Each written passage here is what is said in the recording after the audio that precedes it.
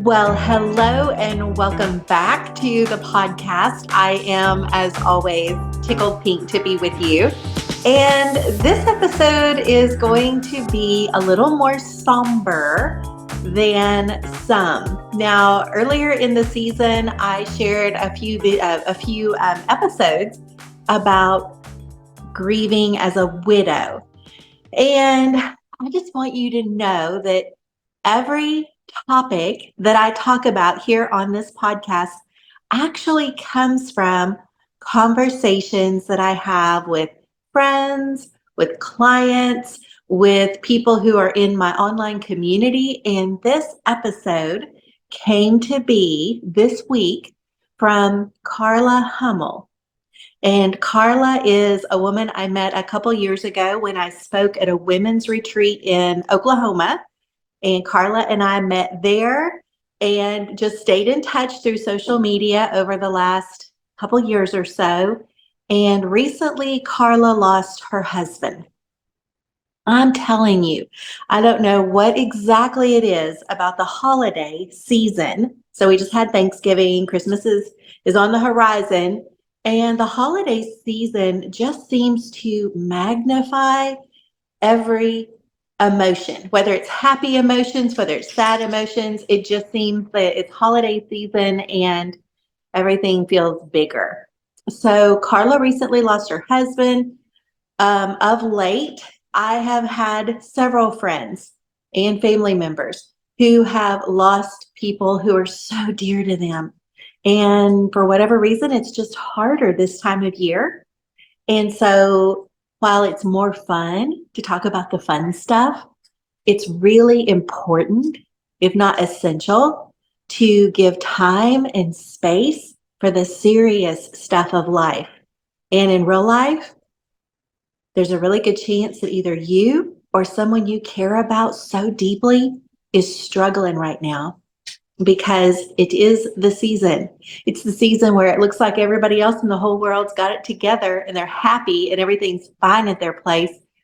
And if you've just lost somebody close to you, it can feel really hard to even get your breath. Or are you going to get a next breath? It can be difficult to even imagine what the holidays could possibly look like without your person. And so this episode is going to be around that kind of thing.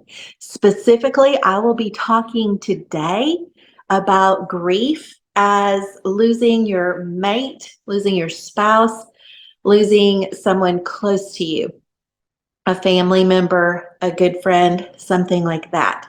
There are other kinds of grief. We can grieve all kinds of things. We can grieve a pet. We could grieve, gosh, maybe we didn't get a job promotion that we really thought we wanted or deserved. We can grieve that. We can grieve the loss of a dream. If you have been through a divorce, you grieve the relationship. You may grieve the loss of the person. You may grieve the life you thought you were going to have. Grief can look like watching a parent go through a dementia journey and watching them lose capacity little by little. It could be sitting with your mate, getting a diagnosis of cancer and all the uncertainty that goes along with that diagnosis and that journey. Those are things I can relate to all of those personally, recently. And so I'm not talking about all that stuff tonight. Tonight, I'm talking about grief as it relates to losing someone close to us, like our mate, maybe a sibling, maybe a friend, things of that nature. So my degree in college was in psychology. And to get that degree, we had to take a class called Death and Dying. Isn't that a terrible name for a class? Death and Dying. Okay, so when you're like an 18, 19, 20-year-old in college, you think this doesn't apply to me. I'll never be that kind of old, whatever. And so in real life, the class on death and dying did not really prepare me for grief and loss. That turns out to be actually inevitable in every person's life. I think of it these days as like if you're at the ocean and you're looking out on the horizon and you see a wave beginning to form. And it's way, way, way out there on the horizon. And you might not think anything about it at all, but you might think something like, I wonder if that wave's really going to develop. I wonder if that wave is going to make it to shore. I wonder how big that wave is going to be. I wonder if that wave is going to come crashing, farther than the other water line, or if it's going to stay, kind of out a little bit. That wave, to me, is about the best visual representation I can think of as far as grief. Grief is something that we may think it may never hit us. Maybe it won't ever come into my life, but it will. It's inevitable. If you love, you will feel loss. And when you feel loss, you will grieve. Grieving is just a sign that we have loved deeply. There's a gift in there. It's kind of like the gift nobody wants, right? Kind of like when your grandmother gives you underwear at Christmas and you're a little kid and you have like a lot of shame in your life and you kind of half die a little bit. It's a gift nobody wants, but you need. And we don't necessarily feel like we need grief, but there are gifts in grief that we do need, that we may not want, but they are gifts. And so a lot of what I'm sharing with you today may feel like a gift for you. It did not feel like a gift for me when I was walking through this, but I share my journey. And I know this is not my favorite thing to talk about. I think I've even said that here on the podcast before, but I share my journey because if there is anything in what I have experienced that God can use in your life to help you feel better prepared to navigate a loss, then to me, that's kind of like redemption. That's like God pulling something beautiful out of something really not beautiful at all. And I love that part about him. I love all the parts about God. And I love that he can use even my story. And so I'm going to share some of that with you today.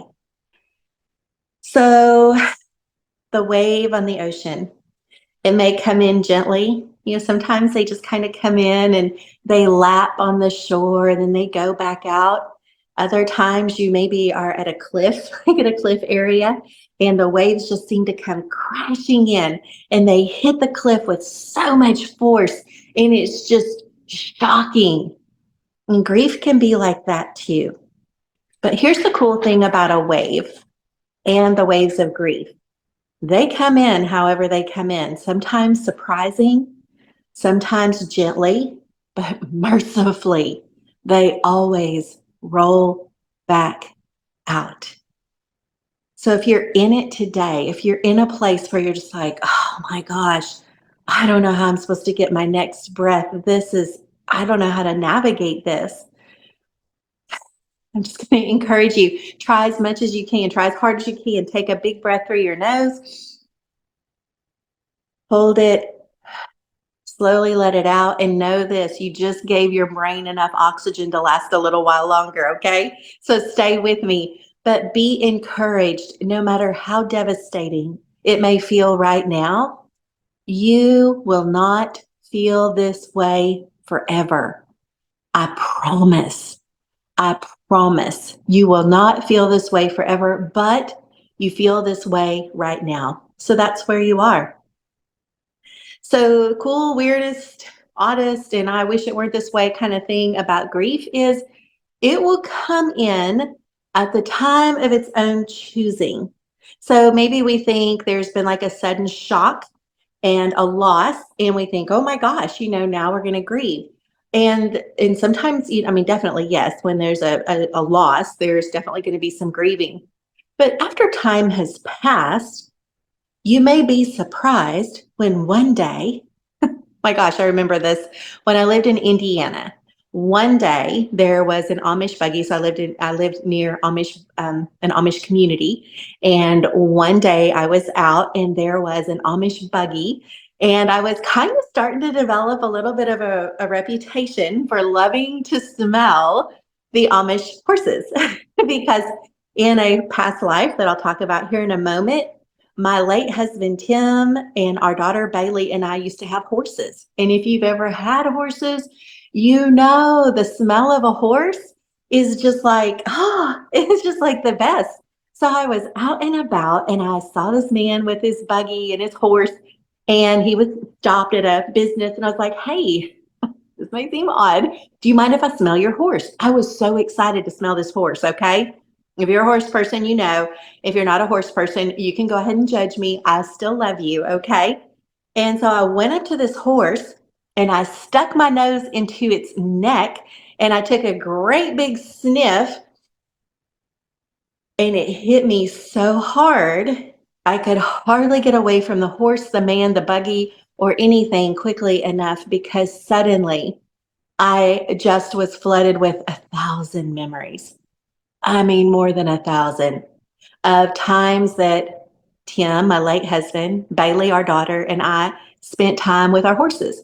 Whether it was when Bailey was rodeoing, whether it was just out in our back pasture or in our arena, or just riding along, in the area where we lived. 1,000 happy memories, but also right there next to them, flooded with a deep sense of the absence of that season in my life. It was hard. It was devastating. I went to the car. I cried. As I recall, I cried all the way home.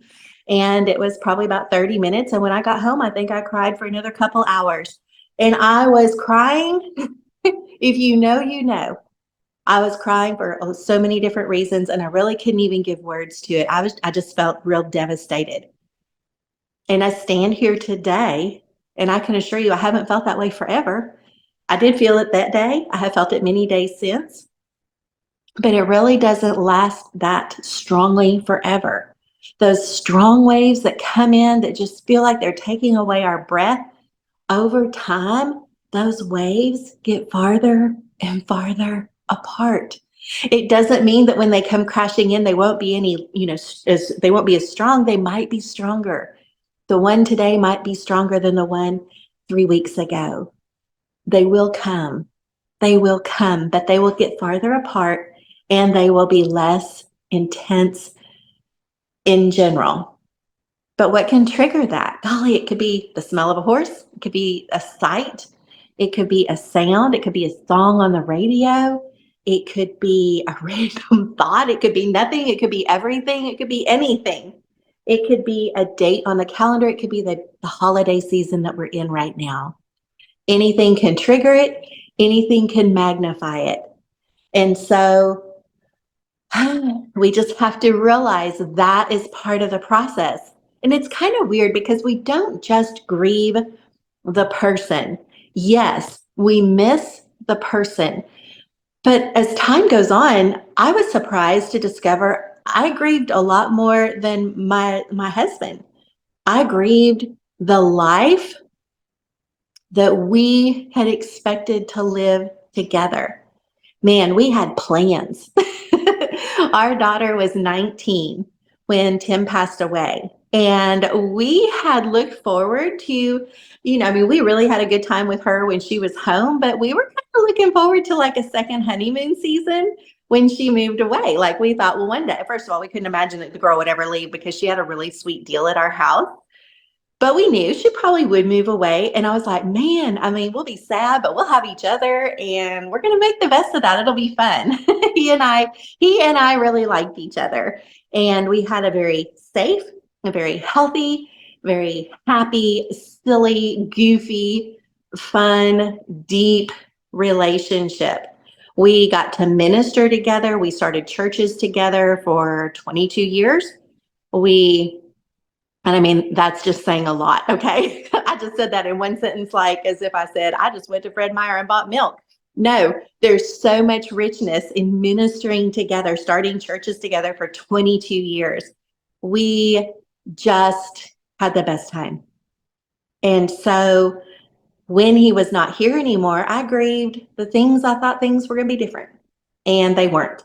And that was really hard. I have since grieved things like my daughter had our first grandbaby this summer.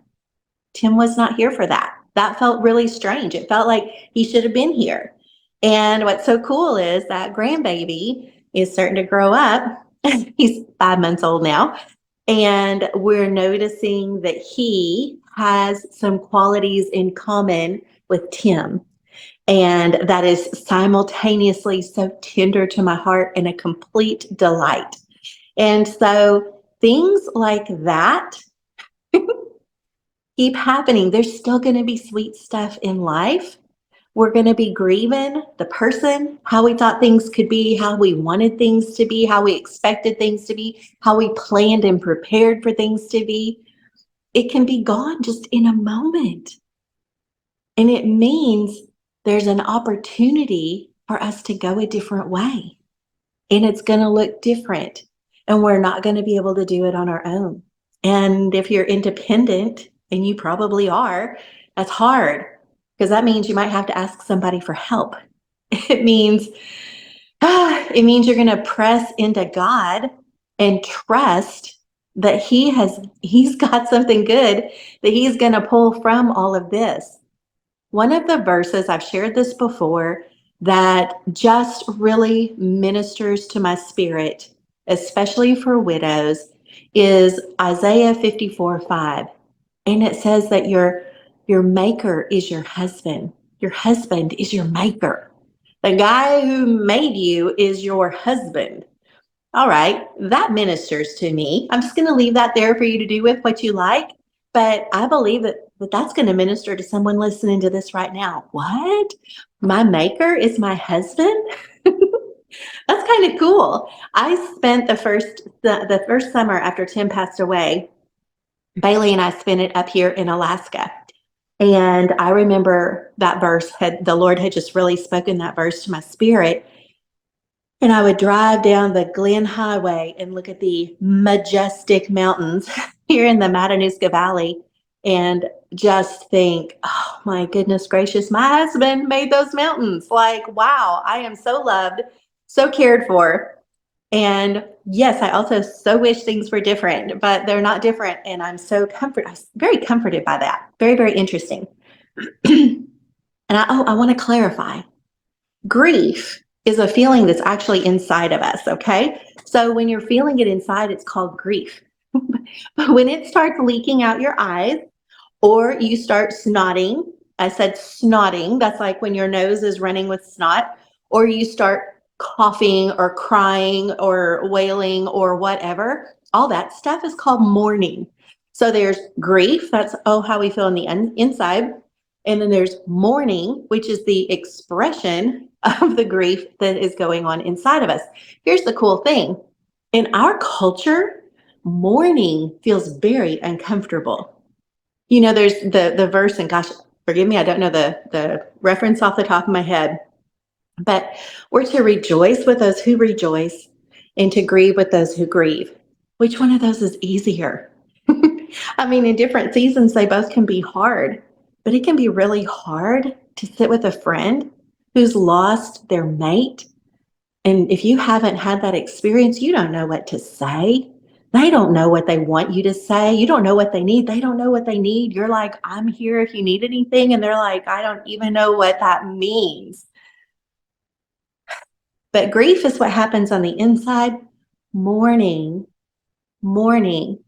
is the expression of I'm trying to deal with something on the inside of me, and it is coming out. It's coming out through tears, through snot, through slobber, whatever it is. It's going to come out. So, weird thing about grief, sometimes we have like an experience, like maybe someone is killed in a car accident or some other kind of accident. And it's just like we might have just had a conversation with them earlier today or this last weekend, and suddenly they're gone. There's that. And then there's grieving where we have someone that we love who has been healthy, active, fun, and then they contract or they're diagnosed with a disease, and there is a gradual progression and loss of function, and we grieve that. When Tim was diagnosed with a rare and aggressive cancer, we sought out multiple medical opinions, and the consensus was that he needed to have a surgery that would probably last maybe 10 hours or so. And so, through a series of events, and after we prayed about it, he felt like that was his best approach. And I wanted to support him. And so, he had the surgery. It ended up being a 15-hour surgery. And during the surgery, or shortly thereafter, while in the hospital, he contracted E. coli. And for 3 months, the doctors were unable to get the E. coli under control. And that really put his body on a trajectory that he could not recover from. What that looked like on the daily was he went from being able to carry a kayak in each hand under his arms and run up our driveway and bring the kayaks from the creek across the house, across the street from our house, across the road from our house, up to like the barn where we kept them, to not being able to, carry a kayak anymore. He went from being able to haul horse feed, just like load and unload horse feed, to not being able to do that. He couldn't really carry the dog food anymore one day. And then he couldn't even carry the chicken feed anymore. And then he had a hard time getting the hay out for the horses. And it was a slow progression of loss of function. And it was hard to watch my Superman lose that strength. Over time, he lost other capacities. And the next thing you know, I'm helping him get his socks on and helping him with all kinds of things. And you grieve in that process. I grieved for him. I grieved for me. I grieved for us. I want to be clear, when he was ill, when he was diagnosed, we did not come into agreement with the death that the doctors spoke over him. A doctor sat with me 8 months before he passed away. A doctor told me he might have 6 months to live. I was like, let those words fall dead to the ground. Every time we went to see a doctor, and they said, well, if you do this, it will increase the likelihood that you could have another 5 years. Tim was like, what are you talking about, 5 years? I've got a lot longer than that. And then it wasn't 5 years, it was 2 years. And then it wasn't any years. And then it was almost inevitable. But we were like, oh, no, no, no. You do not know our God. You do not know our God. We declared in faith that Tim Wallace was a sign and a wonder. We believe with everything in our heart that he would actually have a miraculous healing, because we've seen God heal people before. God healed my back. I broke my back when I was pregnant. God touched my back and healed it 13 years later, okay? That kind of thing grows your faith for what God can do. And we stood in complete and utter confident, certain faith until he went to sleep, and then he was in the arms of Jesus. Well, what we said was, at the time, he graduated to heaven, because I could not say he had died. Even though I was in the room, I could not say that man had died. I was so confident and certain and I still am certain, his spirit, his soul left his body. His body was there, but he was not there. But there was a distinct sense he's somewhere. He just didn't hear anymore. We didn't really know what to say, so we just said, well, he graduated to heaven. The days after that, what do you do? What do you do? Kind of weird. After he passed away that morning, like about 4 o'clock in the morning, by 8 o'clock in the morning, I was on the phone with the organ donor people. And if you've ever had that conversation, good mercy. But after that was finished, you know what we did? We went out to breakfast at Cracker Barrel, like you do. You walk in there and you think, I wonder if anyone else's husband just died this morning. Weird things. And then, I got to run by Walmart before I go home. And so my sister and I went into Walmart and we ran our errands. And you look around Walmart and you think, I wonder if anyone else's husband died this morning. It's weird how life goes on. And it changes you forever as far as your compassion for other people, because I'm telling you, that kind of thing's going on all the time. You can't tell by looking at somebody what they've just been through today. That compassion is a gift from grief. But the next day, you know what we did? We had been in the hospital for quite a bit, for quite a bit of time leading up to Tim's passing. And so the next day, my mother in law, Bailey, and her new boyfriend, Spencer, now her husband, and I said, you know what, we're going to get out. Tim would want us to get out and do something fun because we had been cooped up in a hospital with him like we would want to be. But now we're not there anymore. So let's go do some things he would enjoy. So we went hiking. We went bowling. We took silly selfies that are still in my phone. And we recognized that life is going to go on. And it was impossible to imagine, completely unimaginable. But life is going to go on. If you're dealing with if you're navigating your first holiday season without your person, I'm saying to you right now, life is going to go on, even when it feels like it should stop. Everything should stop right now, right?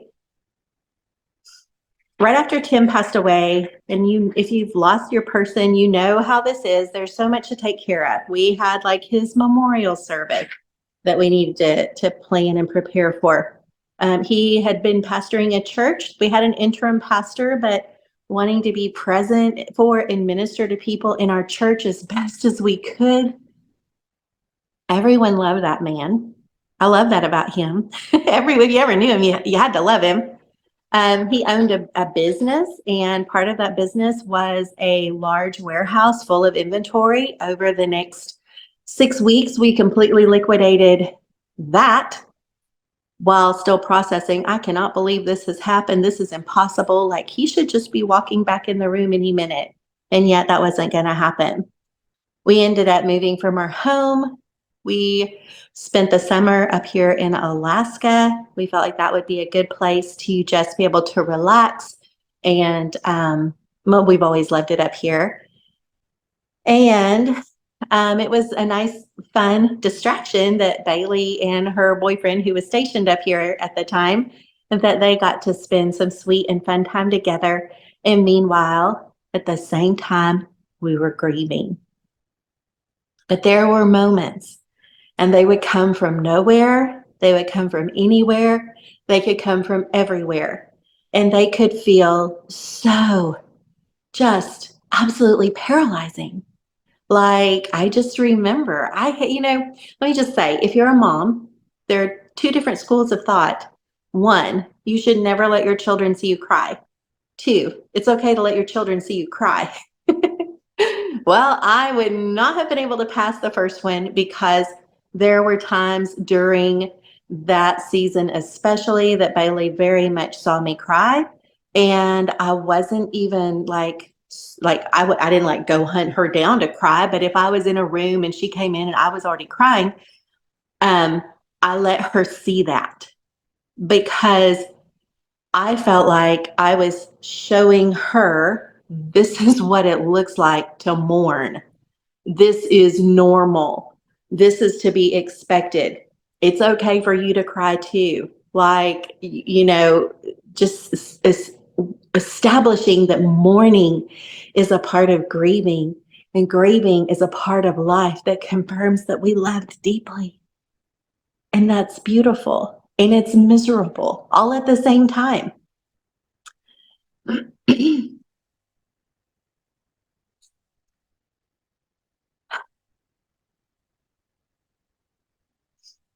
It's hard to believe that at the same time that you're navigating this significant, impossible, and unimaginable loss, at the same time that beautiful, good things are also still happening in the world. I think about when my dad passed away. My dad died when Bailey was 8 months old. He had been sick for about 2 years. And he was my first closest, actually, we lost an unusual number of kids in my high school. So during my high school years, a lot of my peers, like several, I think maybe 12, different people actually died during our high school years, and we weren't really that big of a high school. So I had known people who had died, but the first person who was like really close to me was definitely my dad. Well, I had lost my great grandma, but she was like so old. But my dad was 52 when he died. Doesn't that get younger every year? And when he died, I remember thinking the squirrels outside should not be running around. The birds should not be chirping. Traffic should definitely be stopped. And I just could not believe the world was going on. Like it just seemed wrong. And I had an 8-month-old baby who was so cute. She's still so cute. She's just older now with her own baby. But I remember just the bright spot that my daughter was in my life during that season. And so, as sad as I was to have lost my dad, I was close with my dad. He was a very fun person.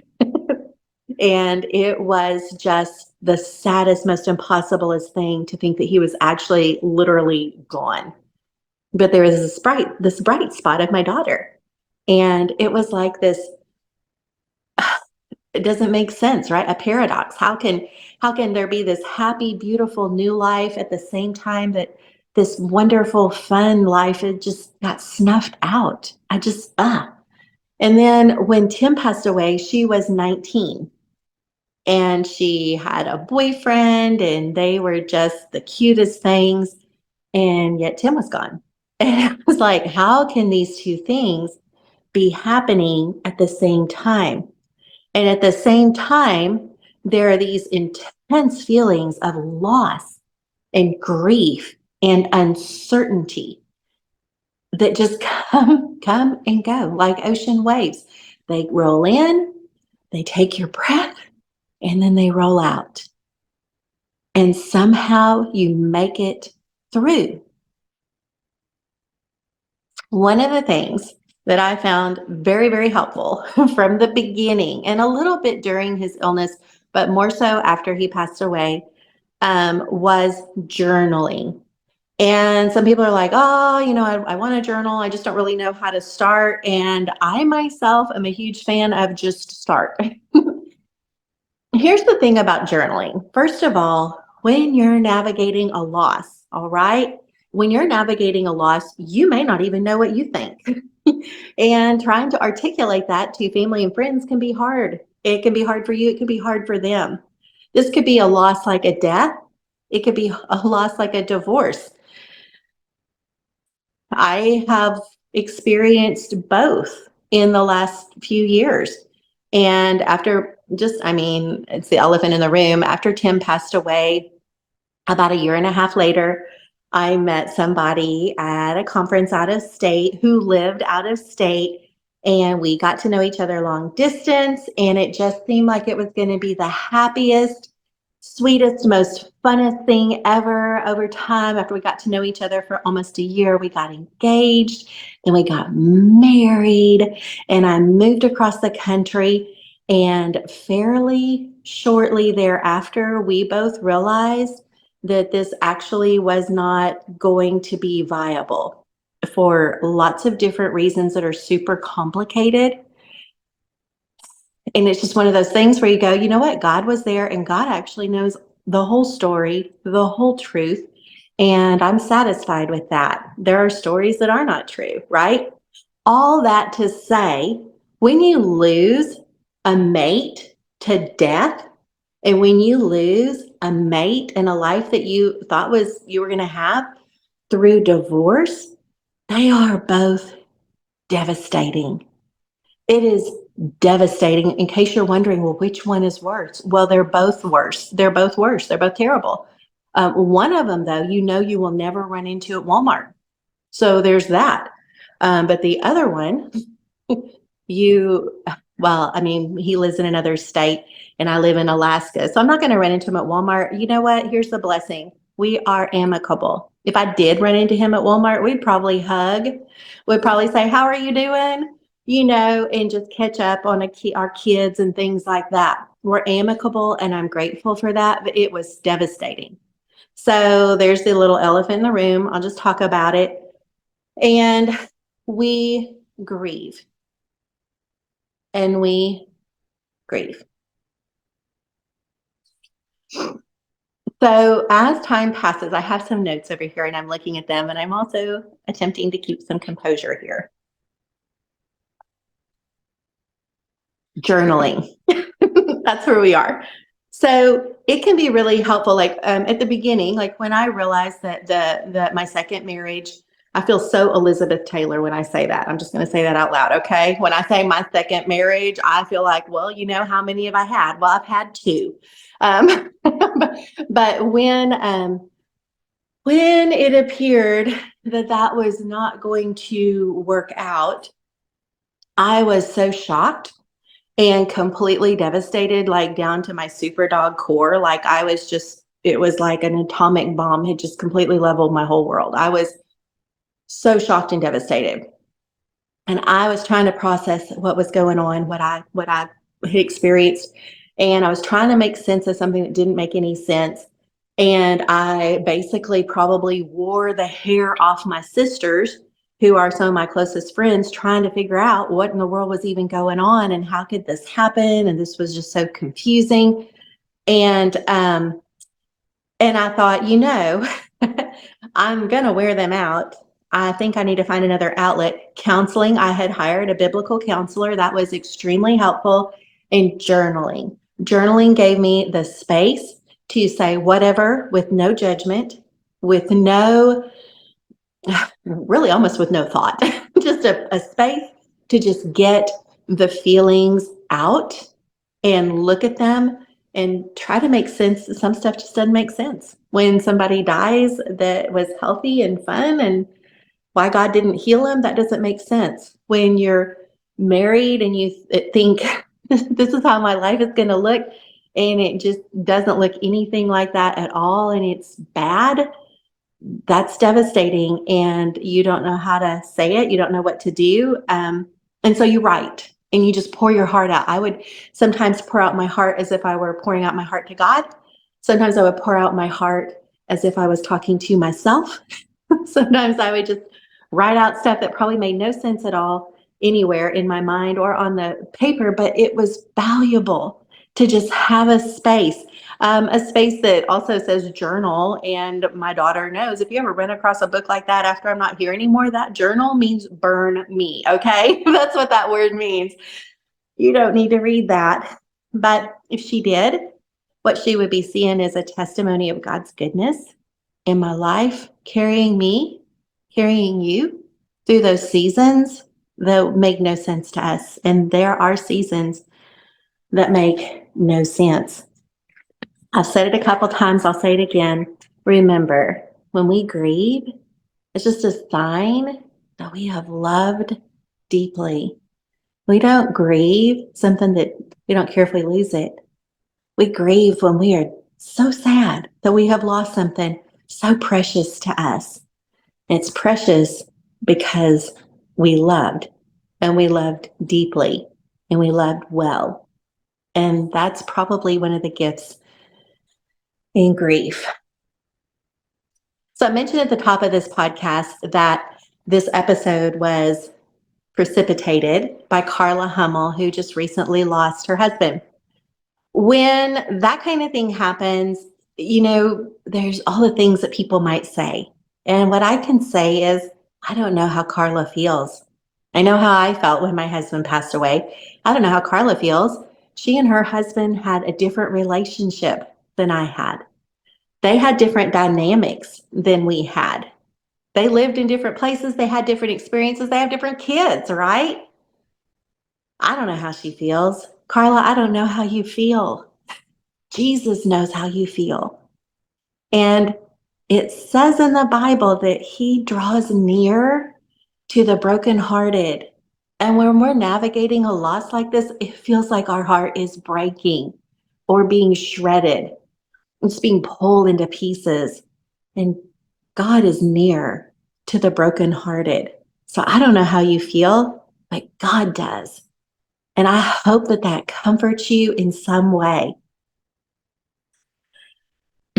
One thing that I have found about grieving through my own experience, but especially working with clients, is that the more unfinished business we have with somebody, the harder it can be to really process that loss.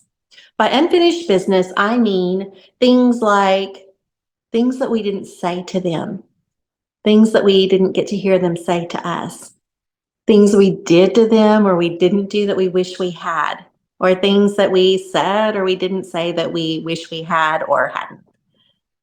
Unfinished business is a big deal. And I have worked with so many clients through a pretty amazing process of helping them navigate that loss, helping them navigate releasing that unfinished business. And if you've listened here very long at all, I'll bet you $1, except I don't really gamble. But I would imagine you can guess the word that I'm going to put out here next, and that word is forgiveness. Forgiveness is a game changer in every situation ever when it comes to relationship. But when we've lost our mate, our sibling, our best friend, our person that we work with that we just adored, when we lose them, if there is any unfinished business between us and them, it can, in my opinion, prolong some of the intense grief because we haven't gotten to say the things we needed to say. We wish we'd done things differently. We wish we could do things differently. And I'm just telling you, I have found giving forgiveness, forgiving that person. I'm telling you, the things we have to forgive them for, okay?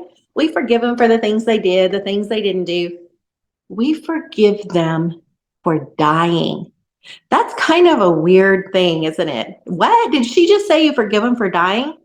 It was kind of one of the weirdest things. After Tim died and I was processing, I just felt like I needed to forgive him for dying. Now, let me be super clear. He did not think he was going to die. He did not expect to die. We did not expect him to die. He didn't plan to die. It wasn't like he secretly ran off and died. He just died. And I just felt like at some point, at a point of, over a little over a year later, I just felt like, you know what? I need to go ahead and just forgive him for dying. He didn't mean to, but it happened. And it has really wrecked my life. And so I need to forgive him, cancel his debt to me about the whole matter so I can move forward.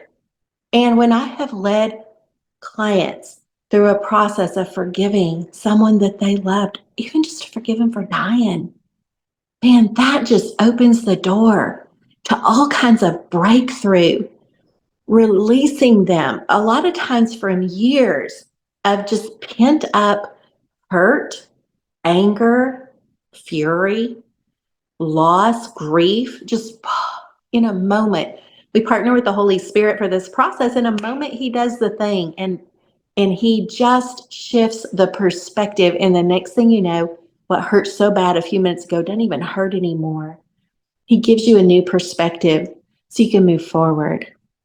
If that's something, what I just shared, if that is something that stirred up something in you and you thought, I need to deal with some unfinished business, please reach out to me. I literally do this one-on-one, and from time to time, we'll do this in a small group.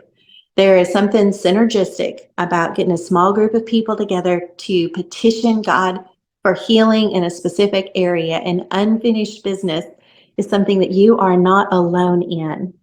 Most of us have some kind of unfinished business with a person that's moved on. The super goal is to deal with our business, forgiving people while they're still here, so we can really enjoy an up-leveled relationship with them. And I believe that when we don't forgive other people, it actually affects our relationship with God. So I'm into forgiving, forgiving quickly. And even if the person's already gone, it's not too late to forgive them. It's not too late for God to rewrite your history so he can write a different future for you.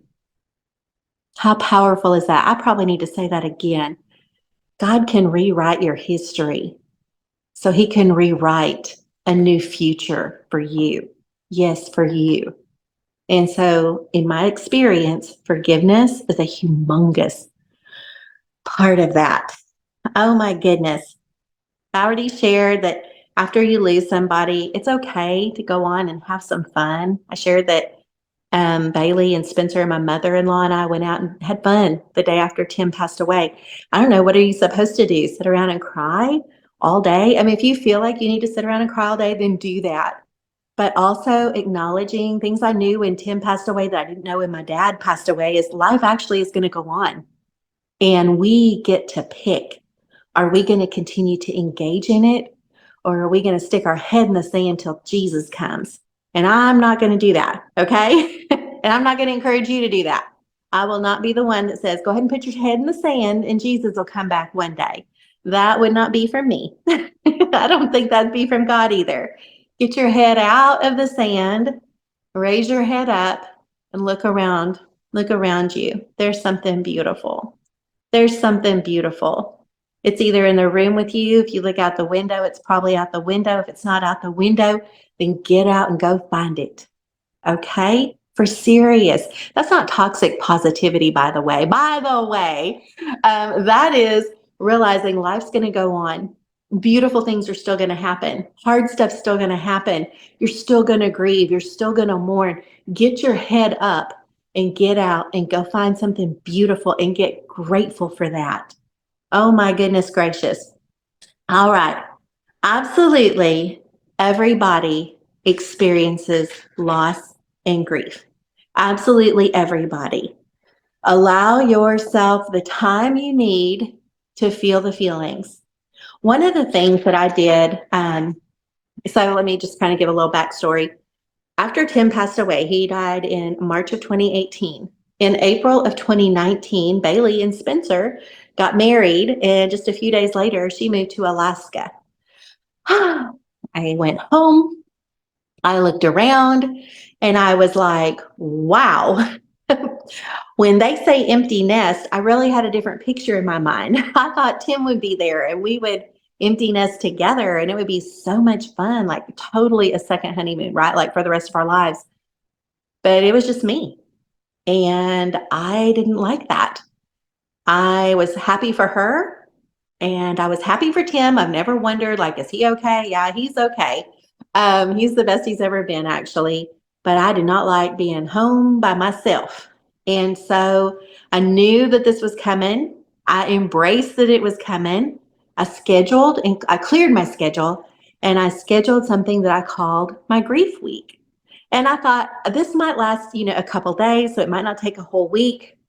But my whole goal and purpose for this period of time was to grieve and to mourn.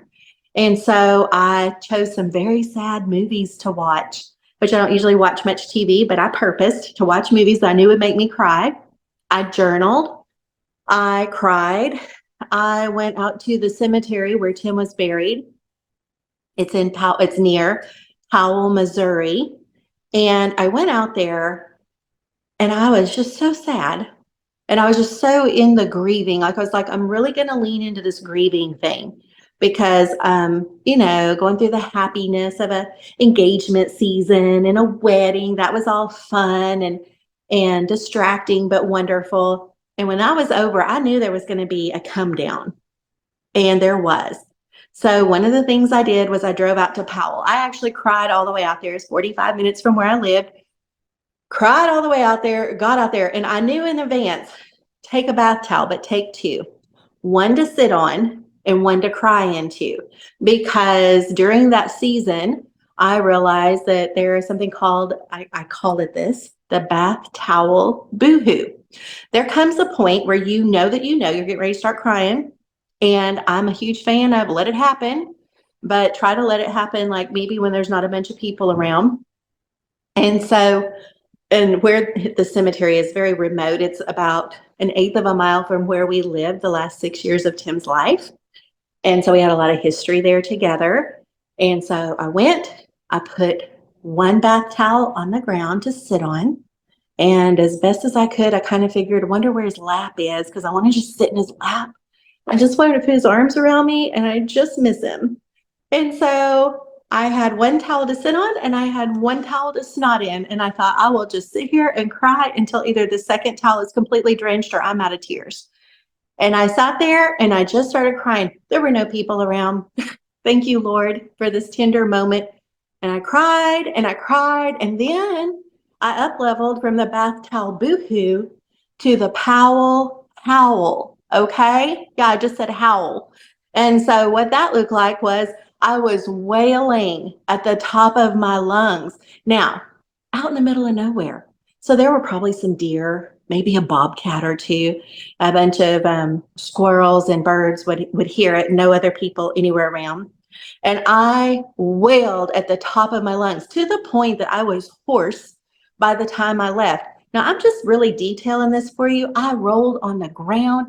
I carried on. Now, I'm saying all that so that, like, if you look at me right now, like, I'm clean, I'm not crying. I'm wearing lipstick. I'm kind of together a little bit, right? If you're watching this on YouTube, if you're listening on the video, on the audio, you'll just have to believe me, okay? I look pretty normal on the outside, but that day was not normal, and it was on purpose. And I just went after it. I went after every sadness. I went after every grief. I rolled around. I cried. I slobbered. I snotted. I did almost soak a whole bath towel. I just carried on, not to be ridiculous, but to seriously like get it out and leave it there. So that went on as long as I could do it. And I pulled myself together, got in the car, and took off. Oh my gosh, this was so special. I had forgotten this until just now. And as I was driving back through Powell, there's a place called the Powell store, which is actually where Tim's warehouse was when he passed away. And as I was going through Powell, the UPS truck was there. Well, Tim had an online business, and so we got to know our UPS guy and our FedEx guy and our mailman. Like, we knew all of them by name. And so when I was driving by the Powell store, I saw the UPS truck and I thought, I wonder if that's Lance. And I pulled in and it was, and Lance was waiting to meet up with somebody to deliver something. And so I got out of the car and I was, of course, a sloppy, wet mess. I was like, I have been over at the cemetery carrying on. And he's like, oh my gosh, I'm just so glad you stopped by here. I just want you to know Tim made a humongous difference in my life. And so Lance and I just sat there and had church a little bit. It was just so dear to be reminded of the impact that Tim had. And over a year later, God orchestrated a meetup for us to just see each other and just reminisce about the good times. Because I'm telling you, when Lance would come to our house to deliver stuff, there was almost always something weird going on. Like maybe a stray dog had come up and we're trying to deal with that. Or, oh my gosh, just so many different stories. And so he wasn't just our UPS guy. He actually had become, part of our family kind of over the years. He'd show us pictures of his kids and his wife and just all this kind of sweetness. All that to say, that week ended up being 8 days, not 7, but 8 days. Eight is actually a number in the Bible. It has to do with completion. And it doesn't mean I don't grieve anymore. It means that level of grief is behind me. There's still grieving from time to time. So at this point, at this recording, it's been about 2018, it's been about 6.5 years, 6 years and 9 months since he passed away. And yeah, I still cry about it sometimes. I don't howl. I don't really have to bath towel boohoo anymore, but you never know what's going to come and get you. You never know how it's going to set up on you. And here's the thing. You can either try to resist it or you can embrace it. You can try to stuff it. That actually doesn't work well. That does not work well long term. Or you can just embrace it. Create a space for it. Let yourself cry. Let yourself mourn. It's okay. I believe it's even honoring. It honors them. It honors our heart for them. It's okay. Yeah, all this time later. You might think, well, you remarried, so you had to be all better. No, it was during the time that I was married and living in Indiana that I had the complete meltdown over the Amish buggy horse, okay? My husband, my second husband, had been married before for like 30 years or something, and he got it. That was one of the things that actually initially connected us, was we both had lost our mate. And so he got it. He allowed space. I allowed space for him as he was grieving. He was a few years ahead of me in that department. And so he totally just honored that. It never meant, oh, I don't love you because I'm still crying for the other guy. It meant I have a very big heart. And thank you, Lord, for that. And I could simultaneously grieve the person who is no longer here and love the person that I was with in that season. I don't really understand how that can happen, but it can happen. So I wish I could tell you that when you're going through these hard times, that the enemy is going to back off. And by the enemy, I mean the devil, the enemy of your soul, your mind, will, and your emotions is your soul. I wish I could tell you that he's just going to back off and just, oh, sweet girl is having a hard time. She's lost her person. So I'm just going to leave her alone. This is not the case. During the time right after Tim passed away, I came into agreement with a lie from the enemy of my soul. Okay?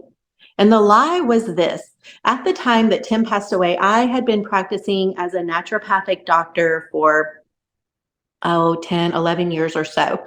And so naturopathic doctor, alternative, complementary. I had actually worked with people who had had cancer, who don't have cancer anymore. And when he was first diagnosed with cancer, we were both like, well, we know what to do to help the body heal. So we'll do that. But then, he chose a different route, and I honor that. And that's hard. Okay. And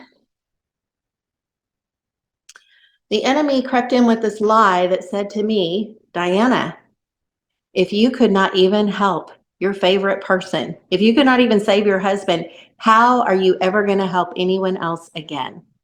And you know what? My problem was I believed him. Well, that is a good point, devil, which the devil never makes a good point, just for reference. Okay. But I thought, it's probably true. I mean, it must be true. I could not even help Tim Wallace, my favorite person.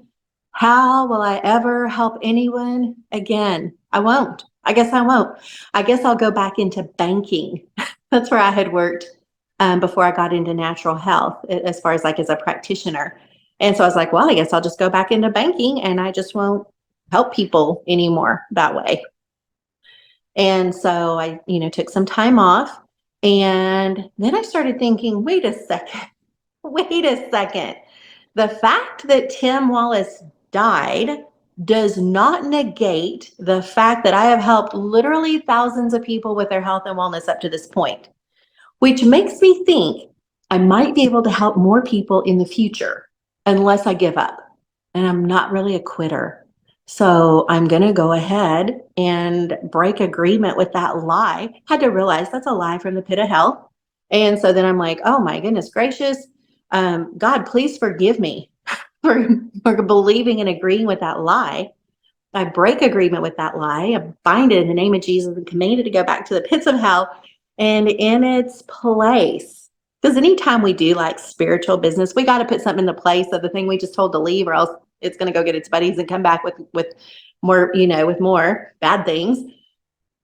But in its place, no, the truth is, God has used me. God has used me in the past, and he will use me again. And I'm going to go ahead and show up for that. And guess what? Here you and I are, 6.5 years later, kind of like having a conversation, but actually I'm the only one talking, kind of weird that way. And I believe that at some point in this podcast, you would not still be listening, because this is like my longest episode ever. You would not still be listening if God had not confirmed or encouraged you in some way from something I've shared today. And I'm grateful that I did not quit, that I did not give up, that I did not stay in agreement with the lie that, well, I guess God can't ever use me again to help people with their health or their wellness physically, mentally, emotionally, or spiritually, because I couldn't keep my husband from dying from cancer. That might be a little word for you. So if you need that, that's for you too, okay?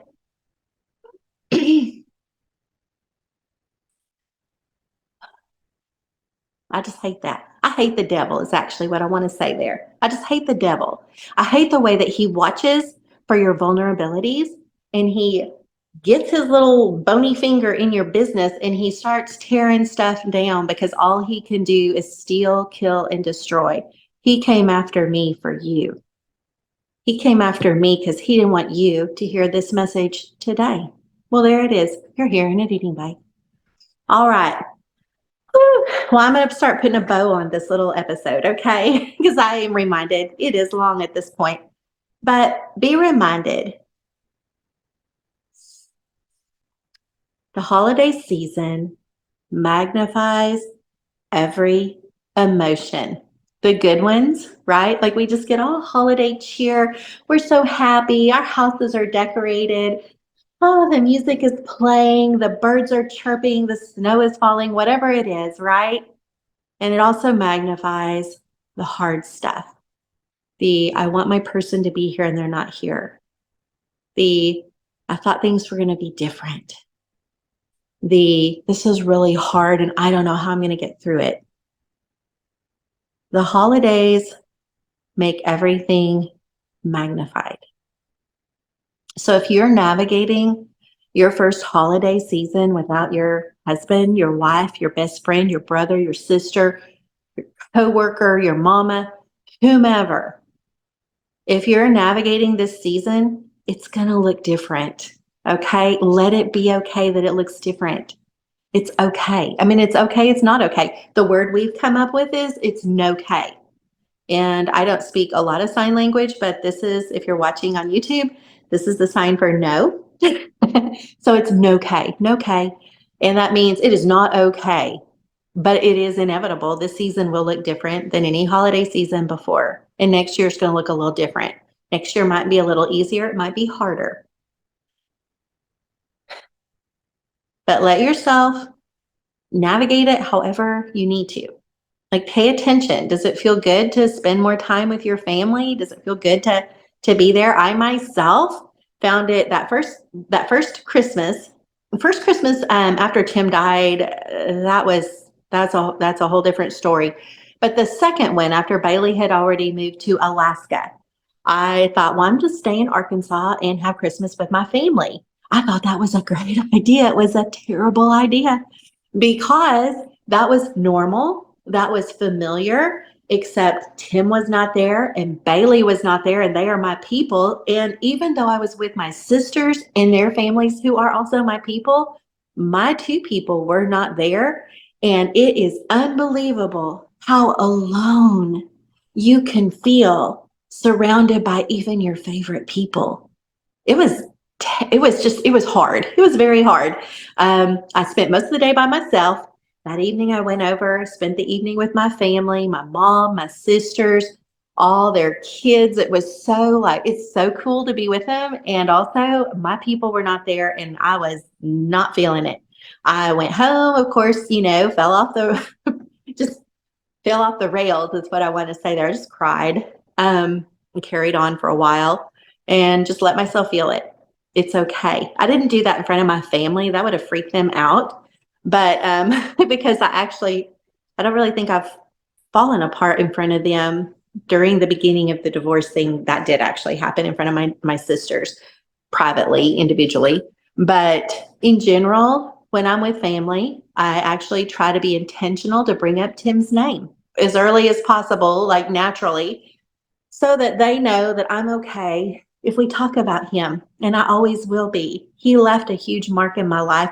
He left a mark in their lives too. So I make sure to mention, oh my goodness, Uncle Tim would absolutely love this. And then the kids just like take this huge sigh of relief. And they're like, oh my goodness, remember when Uncle Tim did this or he did that? Or, my sisters just loved him. My brothers-in-law loved him. Like everybody seriously loved this man. He was larger than life. It was so much fun. I felt so honored to be his person. And it's hard that he's not here anymore. So the holidays are going to magnify the feelings, the good ones, the hard ones.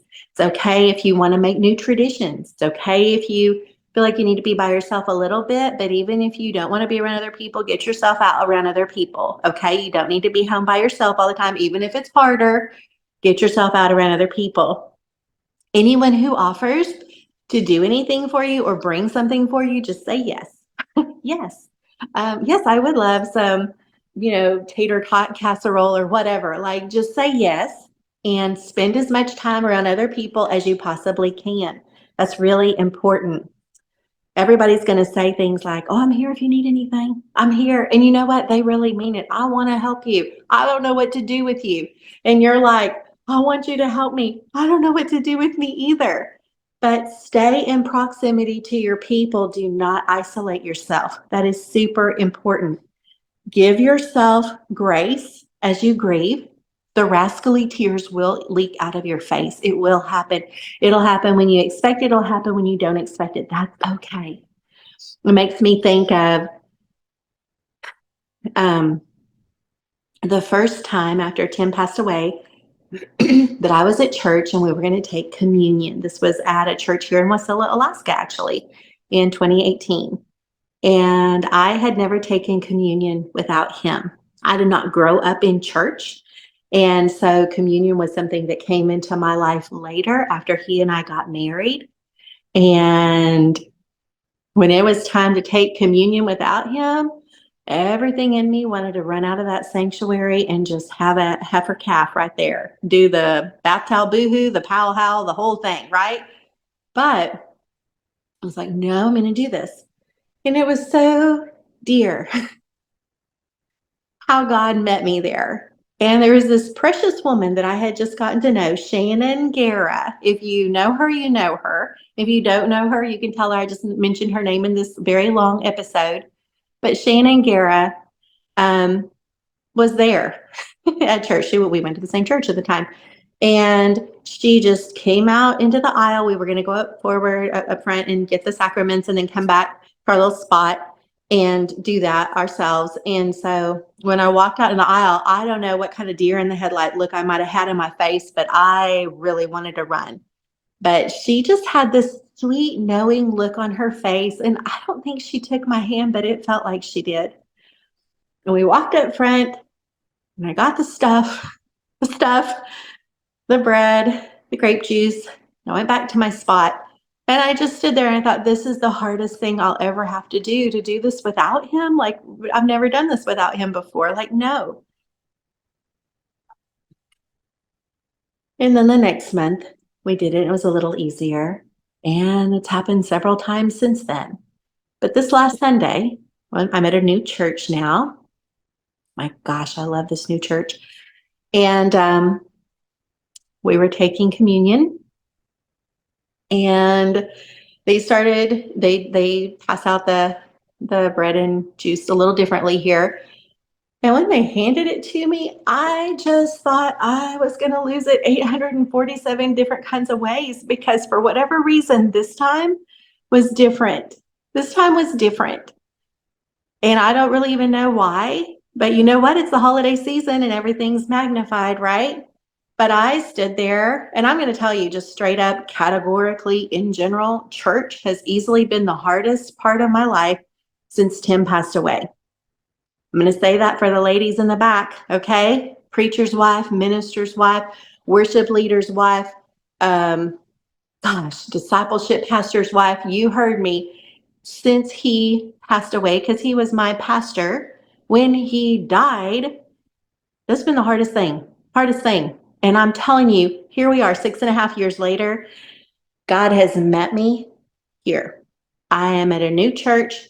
It is absolutely unbelievably aligned with the things I've just talked about here today. Forgiveness, they're big into forgiveness there. It is just an absolute gift to be there. And the pastor is someone who I already respect. I just am so grateful for this ministry. But church has been the hardest. So if you find yourself, man, I have several ministry widow friends. They're like, I couldn't even go to church. I didn't go to church for a while, okay? And God will meet you there. He will. It's okay. It's okay if you don't feel like you can go to church. You're not going to lose your salvation. Jesus is not going to kick you out of heaven. It means that's really hard for me. I'm going to need some time before I feel like I can do that thing. And that relates to absolutely every facet of your life. Okay. It's okay. It's okay if it takes some time to get there. So this episode's gone really long and it could go a whole lot longer.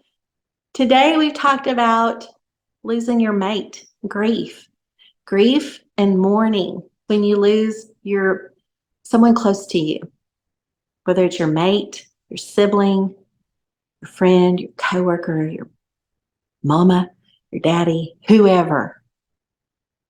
But there are so many other kinds of loss, like we've talked about. There's divorce. I wish I did not have that part of my testimony, and I do. And it's permanent. And I can speak to it now. I couldn't talk about it for a little while. I could actually not even say the word divorce for about a year after it became evident that that's what was getting ready to happen. It was devastating. But it is part of my testimony. And God will use it. He will use it. He doesn't waste any kind of hurts. So I know he's going to use that. There is the loss when your kids like move out and go to college or move across the country. That's an actual thing that you're going to grieve. Losing your pets, losing your parent to dementia, or Alzheimer's and dementia are not exactly the same thing. Alzheimer's is a form of dementia, but not all dementia is Alzheimer's. I went through that journey at the same time that this divorce thing was brewing with my mom. My mom was diagnosed with a rapid developing dementia and with a cancer. And so at the same exact time that she was navigating this journey, my marriage was falling apart. It's kind of a lot. It was actually so much. My body is still paying the bill for that stressful season. That's just part of how it goes. You will grieve when you go through a cancer journey with a loved one, whether they end in heaven or whether they end, the cancer goes away, they go into remission, and they're still here. There are still things that are grieved. Life has grief in it. Grief's just something that's going to happen. And I feel like when it's okay to talk about it, that's helpful. That's why we have this whole episode on grief. And if this is helpful for you, you can thank Carla Hummel for saying in the Healthy Body Book Club, when I asked, I think even it was just earlier today, I was like, hey, what are some topics you'd like to hear about on my podcast? And she's like, grief. And I'm like, oh, Carla, that's so hard. I wasn't whining, but kind of. That's so hard. It's not fun. I don't want to talk about that, except also, I know we need to talk about that. So we'll talk about that today. So Carla, thank you. And thank you, dear listener, for listening. And I would actually literally love to hear from you. And I mean it. Like, take a minute if you can and just reach out and let me know if there was something in here that was helpful for you. Bless the Lord. If there was something that I mentioned in here that maybe I mentioned it, but I didn't really go into it today, and you're like, could you speak to that topic? I have not mentioned any topics in this episode that I'm not willing to do another episode on. Okay. So if there's something and you're like, you touched on that, but you didn't really go into it, I'm here for it. And I probably won't go on my own accord, but if you ask for it, I will. Okay. And if there's another topic you want to hear about, I think the next one from the Healthy Body Book Club, which is my private Facebook group. It's my private group on Facebook called the Healthy Body Book Club, loosely originally formed around my book called Healthy Body, 12 Principles for Peace, Health, and Crazy Joy. Do you hear that saying, peace, health, and joy podcast? It's a theme. It's a theme in my life. Even during the crazy hard seasons, I saw the peace of God in my heart. Even when I was falling off the rails and just so sad, there was still a deep inner peace. And sometimes there wasn't, okay? Health. It's important. I've been working in natural health for 18 years now. And so health is a big thing. And that joy, the deep abiding joy that does not ever go away, Even on the worst, hardest, baddest howl, bath towel, boohoo moment, there was always a deep, abiding joy. I could always hear, it's actually my daughter's voice that says, Mom, it's not going to be this way forever. Mom, it's not always going to be like this. It did not necessarily come from the grieving process. It came from, I'll just leave this here. We're having such epically longness together anyway. But when I would get sick when she was a teenager, I have just enough of a sanguine temperament that if something is bad, I think it will always be bad. Or if something's good, I will think it will always be good. And it is like outside of my natural context to understand it might be bad now, but it's going to get better. It might be good now, but it'll probably get worse. I don't think like that. I think however it is how it is and it'll always be this way. And so when I would get sick, I'd be like, oh, I've never felt this bad. I think I felt this way forever. She's of a different temperament. I'm so grateful for her. And she'd be like, Mom, you have not always felt this way. I'm like, I don't know. Maybe I have. And she's like, no, you have not. And she goes, and you will not, it won't always be this way. It won't always be this way. And it's like, oh, thank you, Lord. What an incredible gift. It won't always be this way. I'm sharing that gift with you here today. It won't always be this way. It can feel hard. It can feel magnified this time of year. It won't always be this way. Those waves of grief that come in and go out, those waves are going to get farther and farther apart. For a season, they'll seem more subdued, and then a great big one will come and get you, but it won't stay. It'll go back out. You're going to make it. You're going to be okay. I'm here for you, and I mean it. Reach out. I don't know what to do with you. You don't know what to do with you, but if there's any way I can be helpful, please reach out. I'm on social media. On Instagram, it's Diana Wallace, ND, like naturopathic doctor or not a doctor, whatever you want to think there. And on Facebook, I'm just Diana Wallace, so I'd love to hear from you. Have a wonderful week. And if this episode has encouraged you, please feel free to share it with your friends on social media, with your friends in real life. Just share it and help us share this encouragement. I hope it's been encouraging. Have a great week. I will see you very soon.